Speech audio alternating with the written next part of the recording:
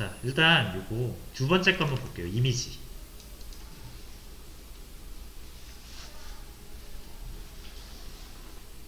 자, 뭐 제가 뭐 주저리 적어놨는데 보면서 한번 말씀을 드리면, 자, 기존에 이 위에 보시면 이게 이제 하나의 테이블로 보이죠? 여기가 테이블로 보시면 돼요. 자, 어떤 테이블이냐면 주문 테이블이에요. 그래서 어떤 정보가 있는지 볼게요. 주문 번호가 있어요. 자, 이거는 PK겠죠. 그래서 주문을 식별하기 위한 주문 번호고요. 자, 그 다음 회원 아이디가 있어요. 어떤 회원이 주문을 했는지를 알아야 되니까. 그리고 회원들은 뭐 로그인을 해야 될 수도 있으니까 비밀번호도 있는 거고. 회원 이름도 있어요. 이렇게. 회원의 주소. 자, 그 다음 뭐가 나와요? 상품 정보가 나오죠. 뭐 여러가지 상품이 있고, 가격, 브랜드, 이건 다 상품 정보죠. 자, 여기서 문제가 뭔가요? 문제가 보이시나요? 요것만 봤을 때 여기서 문제가 있거든요.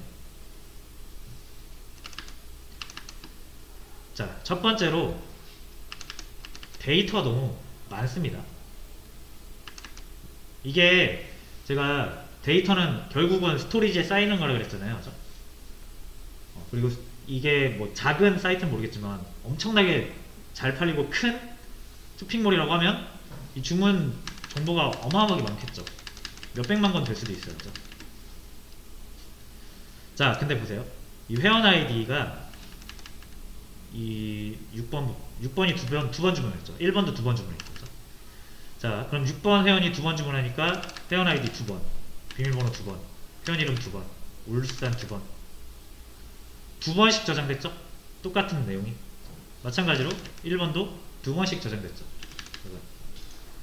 자, 이게 별로 안 돼 보일 수 있지만 이 100만 건이라고 생각을 해보시고, 그 중에 손흥민이 완전 VIP라서 10만 건의 주문을 했다고 가정을 해보세요. 유저 1이라는 회원 아이디가 10만 개가 중복되는 거예요. 비밀번호 10만 개 중복되는 거예요. 그렇죠? 그러면은 이게 글자 하나당 1바이트라고 하면 이 회원 아이디를 보통 길이를 정하거든요. 로그인 회원가입할 때 열 몇 자 정도 제한을 할 거예요, 아마. 그래서 한 15바이트라고 가정합시다. 15바이트 곱하기 10만 하시면 돼요. 몇 메가입니까 이거? 이렇게 계산이 엄청 크다고 생각하세요. 이게 회원 아이디가 좀 작으면 다행이에요.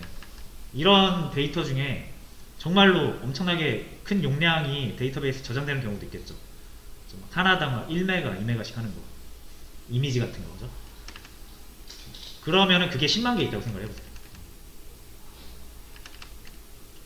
엄청나게 낭비예요. 그죠? 용량 낭비고, 이 용량은 비용이랑 직결되기 때문에 이렇게 저장하는 거는 회사 거덜내는 겁니다. 자, 그래서 이 중복이 발생하는 건 굉장히 좋지 않은 거예요. 프로그래밍에서도 중복이 되게 안 좋다라는 거 다들 들어보셨을 거예요. 데이터베이스라고 다르지 않습니다. 데이터가 똑같은 데이터를 굳이 중복해서 할 필요가 없습니다. 그리고 이거 뭐 한번 수정이 일어나면 이 사람이 비밀번호 바꾸면 10만 개를 바꿔야 되는 거예요. 연산이 10만 번 일어나야 되는 거죠. 이러나 저러나 엄청나게 자원도 소비, 자원 낭비에다가 비용도 많이 들고, 그러니까 되게 큰 문제라는 거예요, 이게. 그리고 만약에 이거 지금 스커트 보시면 이 스커트랑 이 스커트랑 가격을 보세요. 그리고 이 브랜드를 보세요. 다르죠? 그죠? 근데 이제 요 상품명만 보면은 이게 이 코트도 가격도 똑같죠. 브랜드가 다르니까 다르다는 걸 알지, 만약 브랜드 정보가 브랜드도 똑같아서 똑같은 데서 파는 서로 다른 10만원짜리 코트라고 하면은 구분이 안 됩니다. 그죠? 그러니까 이런 식으로 한 번에 모든 데이터를 저장하고 하는 거는 우리가 좀 설계하기 편할 수 있지만 너무나 문제가 많다라는 거죠. 그렇죠? 방금 데이터 중복의 문제도 있고, 어떤 데이터가 같은 건지 다른 건지 식별을 할 수 있는 방법도 없죠.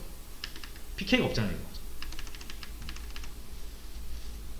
자, 그래서 우리는 이제 어떻게 하냐면, 자, 이 회원 아이디 있죠.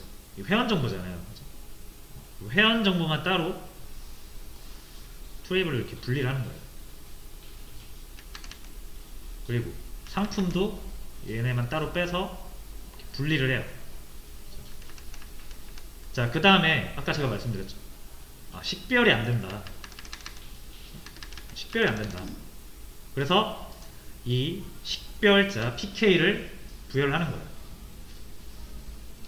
그러면 자, 만약에 여기서는 제가 중복되지 않게 작성을 했지만 이 코트랑 이 코트가 자, 이 버버리가 아니라 역시 톰보이라고 해볼게요. 그러면 이게 PK 없이는 구별이 안 된단 말이에요. 같은 건지 다른 건지. 근데 PK를 부여하는 순간 2번 코트, 7번 코트 딱 구별이 되죠. 이렇게 해서 어떤 하나의 상품, 중복되는, 서로 좀 여러가지 정보가 중복되는, 겹치는 정보들을 PK를 통해서 구별을 할 수가 있고요. 자, 그 다음에 이 회원 정보 같은 거 있잖아요. 요거 이렇게 따로 빼요. 유저 정보로. 자, 그러면은 회원 정보, 회원이라는 건 딱 한 명이잖아요. 손흥민이 두 명일 수가 없죠. 그 손흥민 정보 한 번만 저장하면 돼요. 그럼 손흥민이 주문을 5번 하면 어떻게 되나요? 그래서 이걸 만드는 거예요. 주문 테이블 따로 만드시고요. 최대한 중복을 하나만, 딱 하나만 하는 거예요. 이 4개의 칼럼 모두 중복되는 거 대신 회원 아이디만 따로 빼서 주문 번호랑 연결을 하고요. 그 다음에 그럼 회원이 어떤 상품을 샀는지 알아야 되잖아요. 그죠? 상품 정보 다 가져올 필요 없죠. 왜? PK만 알고 있으면 나머지 상품 정보 다 따라오잖아요. 그죠? 그래서 어떻게 한 거예요? 최종적으로 1번 주문은 유저 1이라는 회원이 1번 상품을 산 것이다. 2번 주문은 유저 2번이 2번 상품을 산 것이다. 3번은 유저 3번이 8번 상품을 산 것이다. 훨씬 간단해졌죠. 여기에서 이렇게 바뀐 거잖아요. 다시요. 잠깐만요. 바뀐 거죠. 자, 이거 숫자 좀 중복되는 거랑 회원 아이디 좀 중복되는 거, 이거는 어쩔 수 없죠. 어쨌든 하나의 정보가 들어가긴 해야 되니까, 회원 정보가. 근데 아까에 비해서 중복되는 데이터가 현저하게 줄어들었죠. 손흥민 유저 1이 주문 한 번 더 했다고 해서 이 데이터가 하나 늘어날 필요는 없잖아요.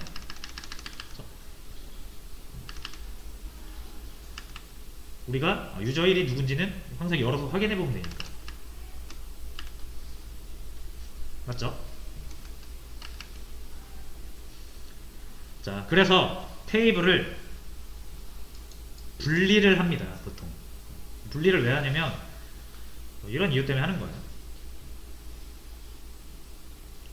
데이터를 효과적으로, 효율적으로 저장을 하기 위해서 테이블을 분리하고 데이터 중복을 없애고 PK를 부여해서 중복되는 데이터를 식별을 하고 이런 것들. 자, 일단